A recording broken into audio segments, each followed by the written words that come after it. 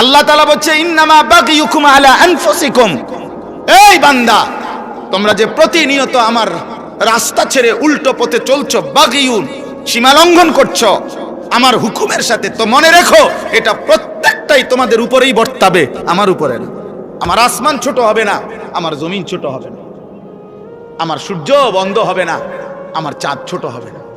তোমরা সবাই নাফরমানি করলেও আসমান ছোট হয় না, আমার জমিন সংকুচিত হবে না। এটা তোমার বিরুদ্ধেই যাবে, আলা আনফুসিকুম, তোমাদের বিরুদ্ধে। তোমার চুরি তোমার বিরুদ্ধে দাঁড়াবে, তোমার জিনা তোমার বিরুদ্ধে দাঁড়াবে, তোমার নর্তকী দেখা তোমার বিরুদ্ধে দাঁড়াবে, একটা টাকা তোমার বিরুদ্ধে বলবে। ইন্নামা বাগিয়ুকুম আলা আনফুসিকুম। আল্লাহ তাআলা বলছে কুল তামাত্তা বিকুফরিকা কালিলা, বান্দা তুমি তোমার নাফরমানি নিয়ে অল্প কয়টা দিন দুনিয়া ভোগ করো, আমি তোমারে বুঝাবো, আমি তোমারে বুঝাবো। অল্প কালিলা, দুনিয়াকে আল্লাহ তুচ্ছ করে দিয়েছে। কুল মা ইনদাল্লাহি খায়রুম মিনাল লাহবি ওয়া মিনাত তিজারা। একটা উদাহরণ শুধু শুনেন, সাহাবায়ে কেরাম জুমার নামাজের দিন রাসূলুল্লাহ সাল্লাল্লাহু আলাইহি সাল্লামের প্রথম জামানায় জুমার নামাজের পরে খুতবা হইতো। এখন জুমার খুতবা হয় কখন? কথা বলেন না। ঈদের নামাজের খুতবা হয় কখন? আগে জুমার খুতবাও এরকম পরে হইতো, নবীজির জামানায় প্রথম বিধান ছিল। পরে আল্লাহর হুকুমে আবার বদলাইছে হুকুম। তো একদিন জুমার নামাজ নবীজি আদায় করে ফেলছে, জুমার নামাজ শেষ, এখন নবীজি সাল্লাল্লাহু আলাইহি ওয়াসাল্লাম খুতবা দিতে দাঁড়াইছে। ঠিক এই টাইমে মদিনার বাজারে পাইকার ব্যবসায়ীদের যে পাইকারি মাল দেয়, এই পাইকার আসছে। তখনকার যুগে এই পাইকার আসলে মানে বাঁশি দিয়া ফুঁ দিত। তো এই নির্দিষ্ট এই ফুঁ এটা শুনলে, আমরাও ছোটবেলায় বাঁশি হুমলে বা এমনি টুংটুং শুনলে বুঝলাম আইসক্রিম আইসক্রিম, বুঝছেন না?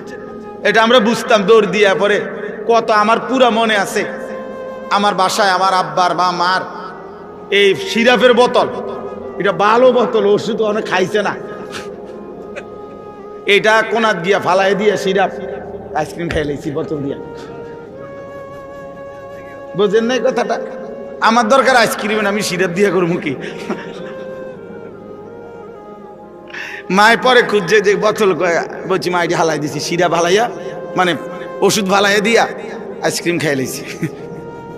তাইলে বাঁশি ফুঁ দিলে তো পাইকার আসছে। তখন নিজাম ছিল, নিয়ম ছিল, পাইকার মনে করেন 15 দিন পরে, 1 মাস পরে একদিন আসতো। তো সবাই দৌড়াদৌড়ি করে হুড়াহুড়ি করে খুচরা দোকানদাররা মালামাল নিতে যাইতো। কারণ এখন যদি মিস করে আরেক মাসের আগে কোনো কি আসবে না, পাইকার আসবে না, কঠিন হয়ে যাবে বেচা কিনা তাদের।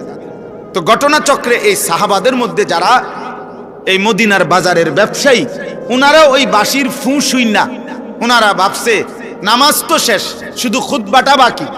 আমাদের অনেক ভদ্রলোক দেখেন না, অনেক ছেলে অনেক বাবা জুমার নামাজের সালাম ফিরাইলেই বাইর হয়ে যায়। পরের 4 রাকাত নামাজ যে সুন্নাত, এই পরের 4 রাকাত সুন্নাত নামাজ উনি বুঝছে যে হুজুর যেহেতু বেকুব এবং সামনের কাতারের লোকগুলা যেহেতু বোকা আহাম্মক গুলা, এই জন্য এরা 4 রাকাত পড়ে, সালাক মিয়া বাইরে চলে যায়। আচ্ছা আমনে সালাকি নিয়ে আমনে যান, আল্লাহ ভরসা, গিয়া বাতে তো খান, আমরা বাতে খাই, জুমার পরে কোনো আমরা চিরা খাই না, এটা মনে, আমরা কোনো বন খাই না, আমরা বাতে খাই। আল্লাহর রহমতে আশা করি আমনেতে ভালোই খাই। হ্যাঁ না, উনারে শয়তানে কামড়ায়, ইবলিসে উনারে কামড়ায়, উনারে কিরমিয়ে কামড়ায়, উনি সাথে সাথে বাইরে হয়ে যায়। বোকা মানুষ বেটা, কি বুঝাইতে চাইছেন? ইমাম সাহেব বেওকুফ, ইমাম সাহেবের বাপের কান থেকে 4 রাকাত নামাজ আনছে, এটা যদি কোনো কোরআন সুন্নাহ অনুমোদিত না হয়, এটা রাসূলুল্লাহ সাল্লাল্লাহু আলাইহি সাল্লাম সাহাবায়ে কেরাম যদি না পড়তেন, তো এটা ইমাম সাহেব বছরের পর বছর একটি ভুল বেহুদা জিনিস পড়ে, এটা তা আপনার বিবেকে ধরে না? এটা আপনি বের হবেন কেন মিয়া? কেন খামখেয়ালি করবেন? জুমার নামাজ কি 2 রাকাত? কথা বলেন, জুমার নামাজ 2 রাকাত? তাইলে 2 রাকাত পড়বেন কেন? আল্লাহ আমাদেরকে বুঝ দান করেন। চলেন তো, এই সাহাবীরা, এই যাদের কথা বলতেছিলাম, ওনারা করছেন কি, ওই বাঁশির আওয়াজ শুনে, খুতবা না শুনে চলে গেছেন। ওনাদের হিসাব হইল পরে তো আর মাল পাইতাম না, কষ্ট হয়ে যাবে, তাইলে তো ব্যবসা ক্ষতি হয়ে যাবে। এই শুধু তারা গিয়া মাল কিনছে। খোদার কসম, কোরআন শরীফের মধ্যে আল্লাহ তাআলা একটা পূর্ণাঙ্গ সূরা নাজিল করছে, সূরা জুমআ, এবং ওই সূরার মধ্যে লাস্ট আয়াতে আল্লাহ নিজে বলছে, ওয়া ইজা রাআউ তিজারাতান আও লাহওয়ান ফাদ্দু ইলাইহা ওয়া তারাকুকা কাইমা। আল্লাহ অবাক হয়ে গেছে। আল্লাহ বলতেছে, বন্ধু, আয় হায়, আপনার সাহাবীরা এটা কামটা করলো কি? তারা তাদের এই ব্যবসা, এই কথার সাথে আল্লাহ একটা শব্দ ব্যবহার করছে, আও লাহওয়ান, তারা তাদের এই ফালতু দুনিয়ার জন্য আপনার এই খুতবা ছেড়ে দিল আর আপনাকে দাঁড়ানো অবস্থায় রেখে চলে গেল। হায় হায়, কামটা করলো কি? কাজটা করলো কি? এরা গেল কেন? আল্লাহ রীতিমতো অবাক হয়ে গেছে। মহান আল্লাহ বলেন, বন্ধু, কাজটা করলো কি? ও তারাকুকা কাইমা, আপনাকে খুতবা অবস্থায় রেখে চলে গেল। কিসের জন্য গেল? ব্যবসা। আও লাহওয়ান, এই তামসা। এই আল্লাহ বলছে তামাশা। সাহাবায়ে কেরাম ফুটবল খেলতে গেছিল, কথা বলে না। সাহাবায়ে কেরাম ফুটবল খেলতে গেছিল, সাহাবায়ে কেরাম মোবাইল টিপতে গেছিল। আপনার মনে হয় এটা? সাহাবায়ে কেরাম কোনো ফালতু কাজে গেছিল, বিয়ের দাওয়াতে গেছিল? তাইলে হালাল ব্যবসা, এমনও তো না হারাম ব্যবসা, এটা ওনাদের হালাল ব্যবসার কাজে গেছে। আল্লাহ তাআলা বলছে, হায় হায় হায় হায়, করলা কি? খুতবা ছেড়ে দিয়ে, রাসূলের জবান থেকে খুতবা শোনা বন্ধ করে দিয়ে তোমরা তোমাদের এই তামাশায় চলে গেলা, তোমাদের ব্যবসা করতে চলে গেলা। এবার আল্লাহ বলেন, কুল, হে নবী, আপনি বলে দেন ওদেরকে, মা ইনদাল্লাহ খায়রুম মিনাল লাহবি ওয়া মিনাত তিজারা। এই খুতবা শুনলে তোমরা যেই নেকি আল্লাহর কাছ থেকে পাইতা, আল্লাহ বলে, খোদার কসম বান্দা, তোমাদের এই হাজার লক্ষ কোটির ব্যবসা এবং তামাম দুনিয়ার এই তামসার চাইতে খুতবার দ্বারা আল্লাহ যা দিত তা অনেক ঊর্ধ্বে, অনেক ঊর্ধ্বে, অনেক ঊর্ধ্বে। ভুল করলা তোমরা, ভুল করলা। কেন খুতবা শোনা ছেড়ে দিলা? কি বলেন, নামাজ ছেড়ে দিছে? কি ছেড়ে দিছে? এটা যদি আল্লাহ তাআলা সাহাবায়ে কেরামের এতটা অপছন্দ করে, তাহলে আমাদের 365 দিন, খোদার এক বছরে, বলো না যুবক, আজ কত দিন হয়? 365 দিনের এক বছরে কোনো দিন ফজরের নামাজ পড়তে পারলা না। আয় দুর্ভাগা, বদনসিব। এমন মুসলমান কেমনে হইলি? এমন মুসলমান কেমনে হইলি? এমন নাফরমান কেমনে হইলি বাপ? 365 দিনে, খোদার এক বছরে একদিনও মনে পড়ে না? ভোরের আলো তোমারে কোনোদিন দেখবে না, সুবহে সাদিক তোমাকে কোনোদিন দেখবে না, ভোরের মুয়াজ্জিন তোমাকে কোনোদিন দেখবে না। আহা আহা, 5 ওয়াক্ত নামাজ দিনের পর দিন যাদের ছুটে যায়, কি কারণে ছুটে যায়? বলেন না আব্বা, কি কারণে ছুটে যায়? কি কারণে ছুটে যায়? কি দোকানদারি করে লাইছেন এক একজন, কি দুনিয়া উল্টাইছেন জানি না। আপনাকে কার ঘরে কি আছে মিয়া? সোফা 1 সেটের বেশি তো বেশিরভাগ ঘরে 2 সেট সোফা নাই। এটা তো আমার ঘরেও আছে মিয়া। কি বেশি কামাই করে ফেলছেন দুনিয়া মিয়া? হ্যাঁ, 1 সেট সোফা, একটা ডাইনিং টেবিল, 6টা চেয়ার,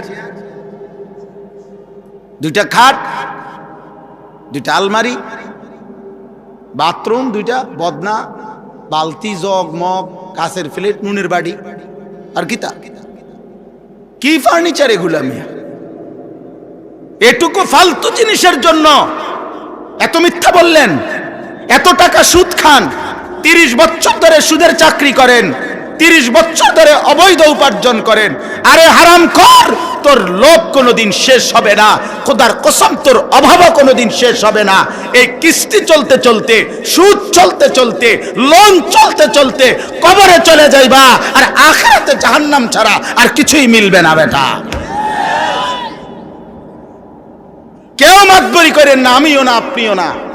কোন নাফরমান, কোন পাপী, কোন বেনামাজি, কোন চরিত্রহীন যুবক, নারী দেখো, ছবি দেখো, উলঙ্গ দৃশ্য দেখো, জিনা যে বিচারের দৃশ্য দেখো, হারাম ছবিতে পড়ে থাকো, মোবাইলের উশৃঙ্খলার উলঙ্গতায় পড়ে থাকো, যুবক নিজেকে চালাক মনে করিস না বাপ। তুই এই সমাজের দুশ্মন, তুই এই জাতির কলঙ্ক। চরিত্রহীন যুবক, তুমি মায়ের অপমান, তুমি বাবার লজ্জা, তুমি ইসলামের অপমান, তুমি আল্লাহর নাফরমান, তুমি রসুলের দুশ্মন। পৃথিবী তোমারে মনে রাখবে না। এ বাতে খাইতে পারবা, দুনিয়ায় ভোগ করবা, বেডি চাইবা আর নারী চাইবা, শরীর নাপাক করবা, নষ্ট করবা, অবৈধ বীর্যপাত হবে, হারাম বীর্যপাত, খালাস, আর কিছু হবে না।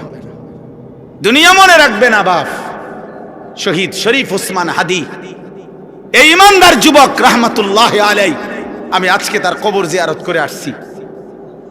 তো এই ইমানদার যুবক, আমার মাটির এই সাহসী সন্তান, এই ইমানদার যুবক প্রমাণ করেছে একই সাথে ঈমান এবং দেশপ্রেম একসাথ করে শুক্রবার জুমার নামাজ পড়ে গুলিবিদ্ধ হয়ে মহান আল্লাহর কাছে নিজেকে পেশ করছে।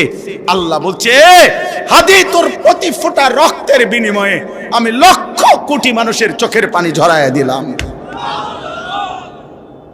সে 5 ওয়াক্ত নামাজ পড়তো, সে ফজরের নামাজ পড়তো, প্রতিদিন ফজরের নামাজ পড়তো, সে আল্লাহর কোরআনের হাফেজ ছিল, সে রাসূলুল্লাহ সাল্লাল্লাহু আলাইহি সাল্লামের হাদিস স্পষ্ট বিশুদ্ধ কোরআন পড়তে পারতো, হাদিস পড়তো।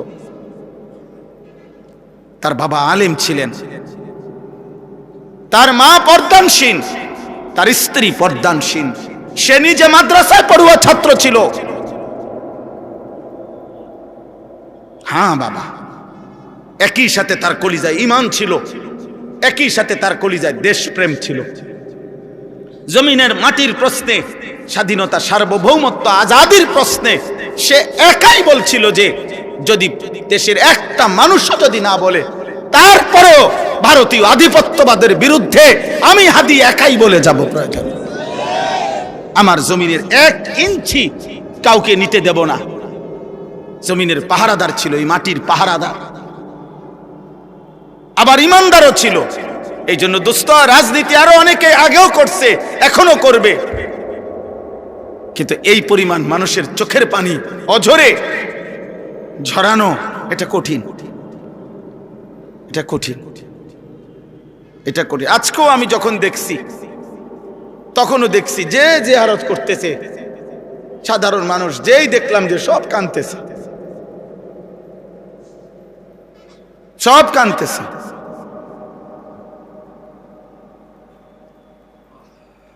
এই জন্য কিশোর ভাই, যুবক, নওজোয়ান, মরলে এমন মরাই মইর।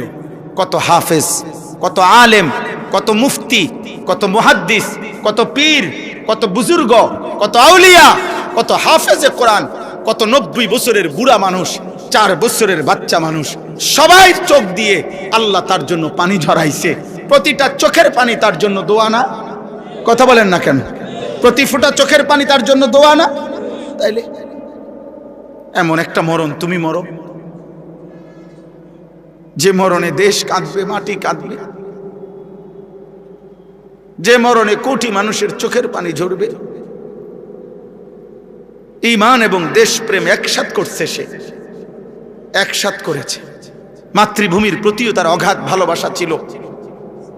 ঈমানের প্রশ্ন, সে আল্লাহ তাআলার আনুগত্যশীল বান্দা ছিল। আলহামদুলিল্লাহ, আল্লাহ তার কবরকে নূরে নূরে মুনাব্বার করে দেন। আল্লাহ তাআলা আমার উসমান হাদি রাহমাতুল্লাহ আলাইহি এই সন্তানের প্রতি ফোঁটা রক্তের বিনিময়ে আল্লাহ লাখো কোটি যুবক তৈরি করে দেন, এবং এটা হবে ইনশাআল্লাহ, এটা হবে, এটাই হবে ইনশাআল্লাহ। কারো চোখ রাঙ্গানি, কারো ষড়যন্ত্র, কারো কোনো কিছুতেই আমার মাটির ইমানদার যুবককে 1 ইঞ্চি আজাদি, আমার কাঁটাতার, আমার সীমান্তের 1 ইঞ্চি মাটি ইনশাআল্লাহ পার্শ্ববর্তী বেঈমান নিতে পারবে না ইনশাআল্লাহ। এটাই সত্য, কোনো সন্দেহ নাই। মনে রাখো যুবক, তুমি প্রয়োজনে লড়বে না, কিন্তু ইমানদার যুবক লড়বে, তুমি দেখো। এজন্য তোমরা, আমি অনুরোধ করছি কিশোর যুবক ছেলেরা, নারী দেখতে দেখতে, ছবি দেখতে দেখতে, উলঙ্গ দৃশ্য দেখতে দেখতে, আরে বেটা চটপটি খাইতে খাইতে 8 ঘন্টা শেষ করিস না বেটা। একটা চটপটি খাইছে বেটা, বন্ধুদের সাথে আড্ডা দিছে 8 ঘন্টা, এই 8 ঘন্টা কি করছে অপদার্থ বলতে পারবে না কি করছে। কিরে ভাই কি করছে ততক্ষণ? আড্ডা দিছি। আর কি আড্ডা দিছ? আড্ডা দিছি, নারী দেখছি, মোবাইলে ছবি দেখছি, তার ফাঁসাত লাথি দিছি, তার শার্ট টাইনা ধরছে, তারে ঘুষি দিয়া লাইছে, ওই তোর চুল ধরে টান মারছে। কি রে এরম করস?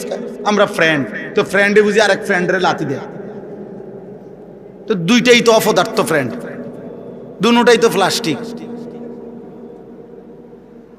এটা কোন ধরনের ফ্রেন্ড হইল? একটা লাথি দাও, ফালতু কোথাকার। তাহলে বলেন মিয়া, জীবন মানে শুধু দুনিয়া উপভোগ করা? আখিরাতের ফিকির কে করবে? কবরের ফিকির কে করবে? পরকালের ফিকির করবে কে? এই জন্য আমি আপনাদের কাছে বলি, আমার মূল বক্তব্য এটা, আমাদের কোরআন সুন্নাহ ইসলাম, আমাদের নবীর মেহনত, ওলামায়ে কেরামের মেহনত, এই ওয়াজ, এই মাহফিল, এই জুমার বয়ান, এই সমস্ত আয়োজনের মূল মাকসাদ আখিরাতের আয়োজন। কিসের আয়োজন বলেন না? আল্লাহ তাআলা দুনিয়াকে তুচ্ছ করে ধরছে, বলছে লাহবুন, তামাশা তামাশা। সাহাবাদেরকে বলছে, সাহাবারা হালাল ব্যবসার মাল কিনতে গেছে, আল্লাহ বলছে তামসাদ গেলাকা। অথচ আসলে কি তামসা এটা? কিন্তু আল্লাহ তাআলা সাহাবাদেরকে বলছে যে তামসাদ গেলা কেন? খুতবা ছেড়ে দুনিয়াকে আল্লাহ বলছে তামাশা।